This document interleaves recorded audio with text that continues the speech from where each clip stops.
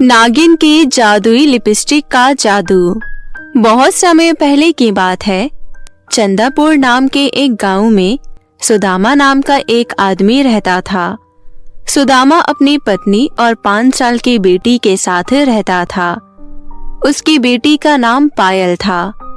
सुदामा अपनी पत्नी और अपनी बेटी से बहुत प्यार करता था। कुछ दिनों बाद सुदामा की पत्नी की तबीयत खराब रहने लगी। उसने अपनी पत्नी के इलाज के लिए हर मुमकिन कोशिश की, लेकिन फिर भी विधि का विधान कौन रोक पाया है। अंत में सुदामा की पत्नी की मृत्यु हो गई। पत्नी की मृत्यु से सुदामा को बहुत बड़ा झटका लगा था।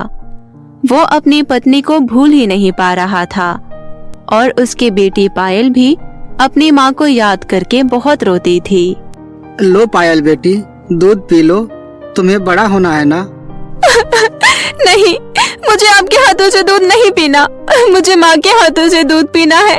माँ कहाँ है? माँ को बुलाओ। पायल बहुत जिद करती थी कि उसे माँ चाहिए। सुदामा को कुछ समझ नहीं आ रहा था कि वो क्या करे। रिश्तेदारों से बातचीत करने पर उसे ये विचार आया कि वो क्यों ना दूसरी शादी कर ले। यही सोचकर सुदामा ने निर्मला नाम की औरत से दूसरी शादी कर ली और उसे अपने घर ले आया। देखो निर्मला, मैंने तुमसे शादी सिर्फ मेरी बच्ची के लिए की है। मुझे यकीन है तुम मेरी बच्ची का बहुत अच्छे से ख्याल रखोगी। मैं उससे बहुत प्यार करता हूँ। उसके साथ कभी सौतेला व्यवहार मत करना। जी आप कैसी बातें कर रहे हैं?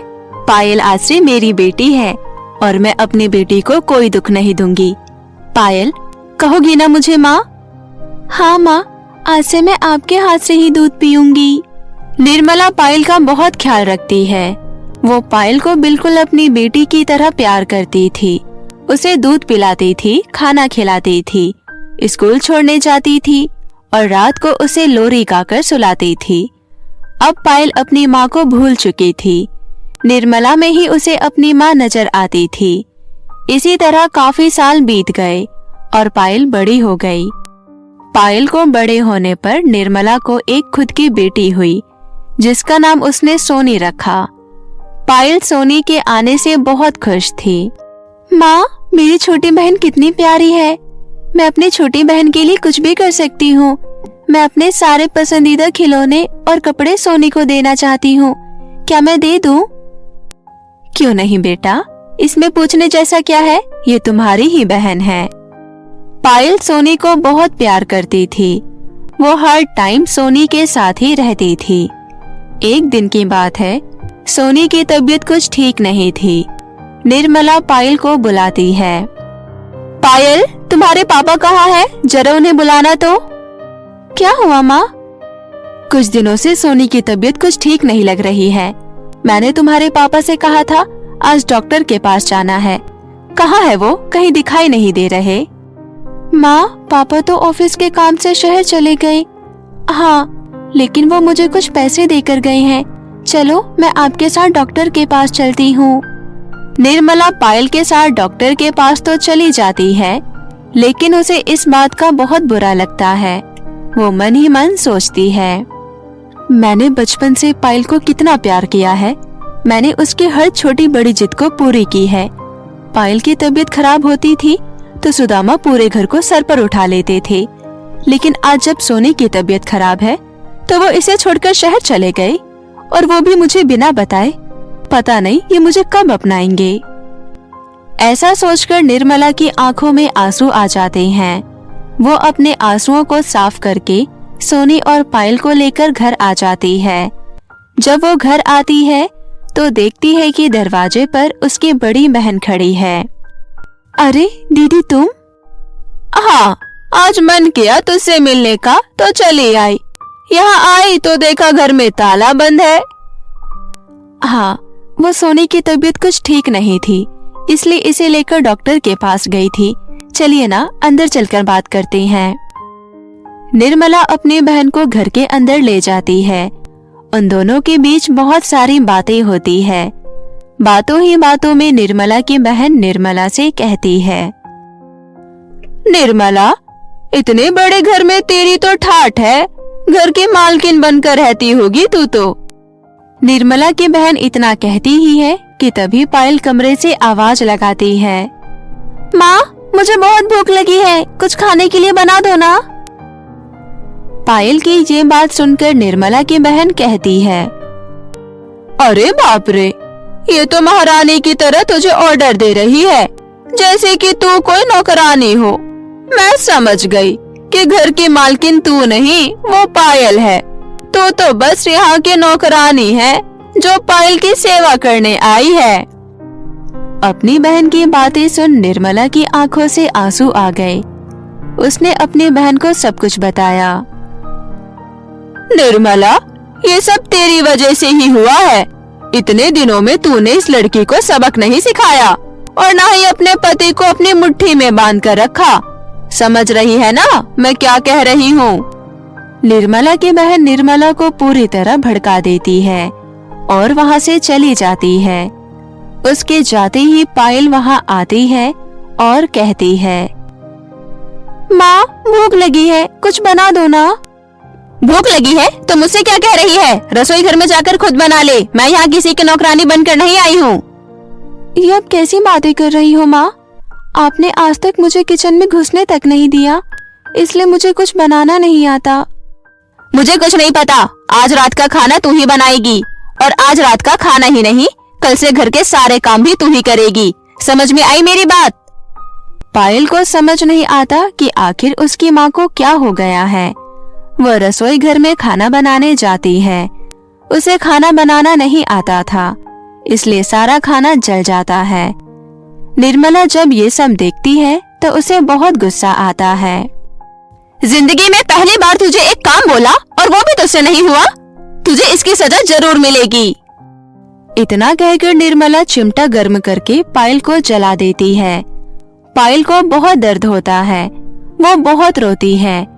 आज तक उससे किसी ने ऐसा व्यवहार नहीं किया था, सब उससे बस प्यार ही करते थे, इसलिए पायल बहुत रोती है। अब तो ऐसा ही चल रहा था। निर्मला सुदामा के सामने पायल को बहुत प्यार करती थी और उसके जाते ही अपना असली रूप दिखा देती थी। अपनी सौतेली माँ से तंग आकर पायल घर से भाग जाती है और भागकर एक जंगल में चली जाती है। 2 दिन तक पायल जंगल में भटकती रहती है, बिना कुछ खाए पिए। मुझे बहुत भूख लगी है, लेकिन यहाँ तो कुछ खाने के लिए दिख ही नहीं रहा है, मैं क्या करूँ? ऐसा कहते कहते पायल बेहोश हो जाती है। तभी उस जंगल की एक दुष्ट नागिन आती है और पायल को डस लेती है। देखते ही देखते पायल के पूरे शरीर में उसका जहर फैल जाता है। जब ये बात जंगल की अच्छी नागिन को पता चलती है तो वो फौरन भागते हुए पायल के पास आती है और सारा जहर अपने अंदर ले लेती है और पायल की जान बचा लेती है। पायल को कुछ भी नहीं पता था क्योंकि वो बेहोश पड़ी थी। वो अच्छी नागिन पायल को उठाकर अपने गुफा में ले जाती है। जब पायल की आंख खुलती है तो वो इधर उधर देखती है, फिर कहती है, ये मैं कहाँ आ गई और मुझे इतनी कमजोरी क्यों महसूस हो रही है? तभी वहाँ पर अच्छी नागिन इंसानी रूप में आती है और कहती है, तुम्हें इस जंगल की दुष्ट नागिन ने डस लिया था। अगर मैं वहाँ समय पर नहीं पहुँचती तो तुम मर चुकी होती। क्या आपने मेरी जान बचाई? आपका बहुत बहुत धन्यवाद। लेकिन तुम इतने घने जंगल में क्यों आई? यहाँ हर वक्त तुम्हारी जान को खतरा है। पायल नागिन को सारी बात बताती है कि वो किस तरह अपनी सौतेली माँ से तंग आकर जंगल में भाग आई। उसकी सारी बातें जानने के बाद नागिन कहती है, तुम्हारे साथ बहुत बुरा हुआ, लेकिन तुम चिंता मत करो, मैं तुम्हारी मदद कर सकती हूँ। मेरे पास तुम्हारे लिए कुछ है। इतना कहकर नागिन एक जादुई लिपस्टिक प्रकट करती है और कहती है, ये देखो, ये एक जादुई लिपस्टिक है। तुम इससे जो भी कहोगी वो पूरा हो जाएगा। और एक बात याद रहे, जैसे ही तुम्हारे पिता वापस आएंगे तुम उन्हें सब कुछ बता देना। अब तुम ये जादुई लिपस्टिक लेकर वापस घर चली जाओ। पायल वैसा ही करती है। जादुई लिपस्टिक लेकर वापस घर चली जाती है। 2 दिन बाद पायल को घर में देखकर निर्मला आग बबूला हो जाती है। कहाँ थे डायनी इतने दिनों से? कहाँ मुँह काला करवा रही थी? तेरे अंदर शर्म हया है कि नहीं? जाकर घर का काम कर, और हाँ, मेरी बेटी से दूर रहना, वरना तो उसे भी बिगाड़ देगी। पायल को निर्मला की बातों का बहुत बुरा लगता है। वो जादुई लिपस्टिक लेकर अपने कमरे में जाती है। जादुई लिपस्टिक की मदद से घर का सारा काम तुरंत हो जाता है।